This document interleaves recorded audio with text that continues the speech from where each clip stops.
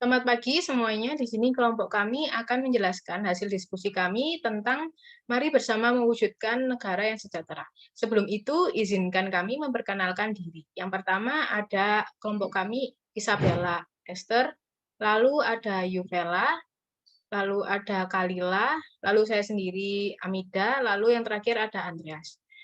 Lalu saya akan menjelaskan yang pertama, terwujudnya kesejahteraan dalam negeri berarti juga menjadikan masyarakat Indonesia yang sejahtera, adil, dan makmur berdasarkan Pancasila dan Undang-Undang Dasar Negara Republik Indonesia tahun 1945.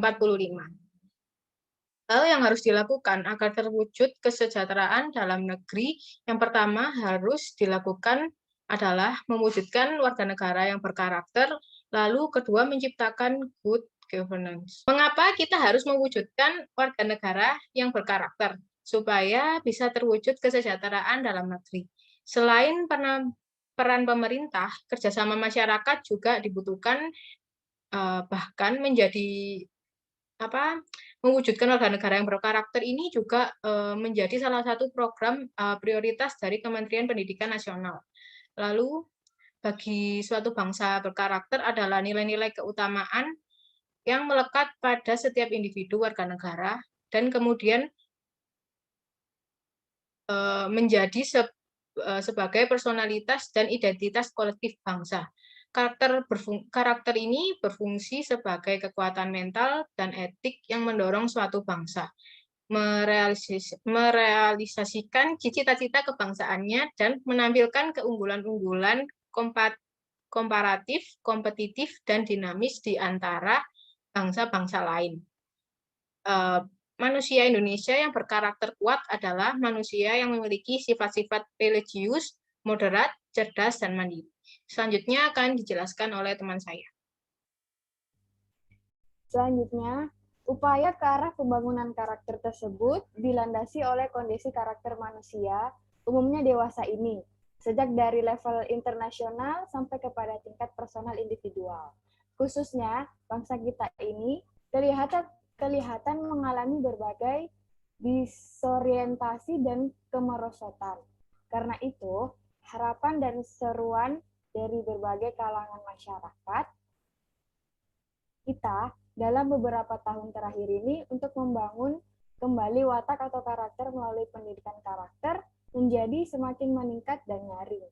Karena itu, kebijakan Mendiknas mengutamakan pendidikan karakter dapat menjadi momentum penting dalam konteks ini di tanah air kita. Sekarang ini, dari hari ke hari, kita menyaksikan semakin meningkatnya penyimpangan moral dan akhlak pada berbagai kalangan masyarakat, termasuk di dalam mahasiswa. Dalam konteks pembangunan karakter ini, mahasiswa adalah kelompok terdidik yang potensial untuk melakukan perubahan tertentu di dalam masyarakat. Selanjutnya akan dijelaskan oleh teman saya.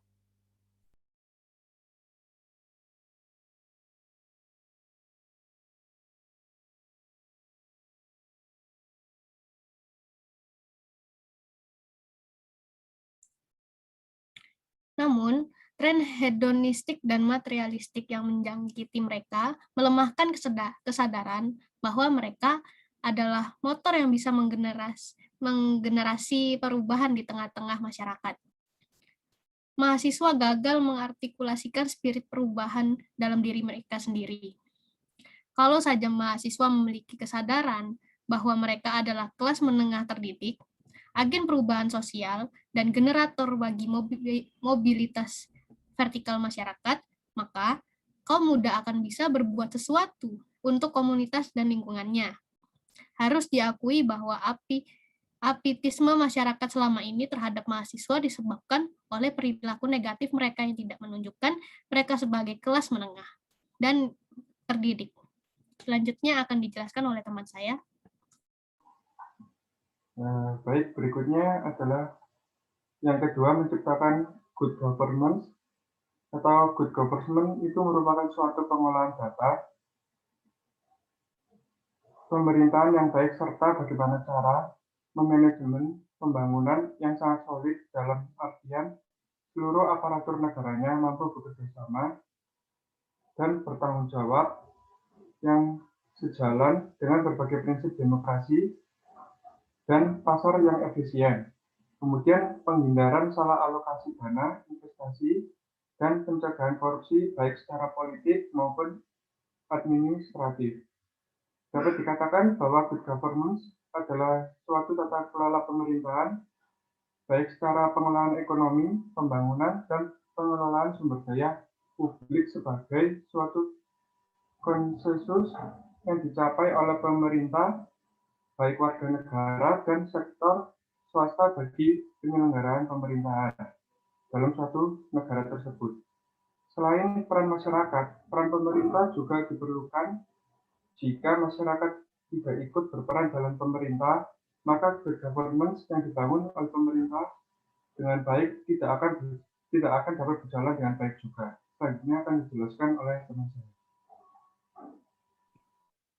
Baik, bagian terakhir itu adalah kesimpulan. Nah, di sini kesimpulan menurut saya dan kelompok saya adalah sebagai warga negara Indonesia harusnya lebih mengerti dan lebih menghargai apa yang ada di Indonesia, karena saya pernah melihat beberapa berita, bahkan orang luar negeri atau orang asing lebih respect atau lebih menghargai apa yang ada di negara kita sendiri. Seharusnya kita sebagai warga negara Indonesia sangat malu pada orang asing atau orang luar negeri tersebut. Lalu bagaimana sih menjadi warga negara yang baik dan benar, atau solusinya itu bagaimana? Mungkin kita melakukan dari hal-hal yang sederhana. Seperti yang pertama itu saling menghargai satu dengan yang lain. Yang kedua itu saling menghormati. Yang ketiga meningkatkan supremasi hukum yang lebih kuat. Lalu anti KPKI, lalu mampu bersikap bijaksana dan adil, lalu memahami, belajar mengerti lebih dalam lagi tentang makna-makna Pancasila dan lain-lain yang mampu memperkuat pengetahuan kita. Lalu yang ketujuh itu tidak membeda-bedakan ras, lalu membayar pajak-pajak dan lain-lain halnya. Lalu dengan adanya hal-hal di atas, kurang lebih kita akan mampu membantu untuk mengurangi atau meredam sedikit adanya konflik atau perpecahan. Jadi sangat penting bagi kita untuk melakukan upaya atau gerakan pembentukan karakter bagi warga negara Indonesia, karena pada kenyataannya masih banyak orang-orang yang tidak memiliki sikap untuk menjadi warga negara yang baik dan yang benar. Jadi sekian presentasi dari kelompok kami. Jika ada salah kata, mohon maaf dan terima kasih.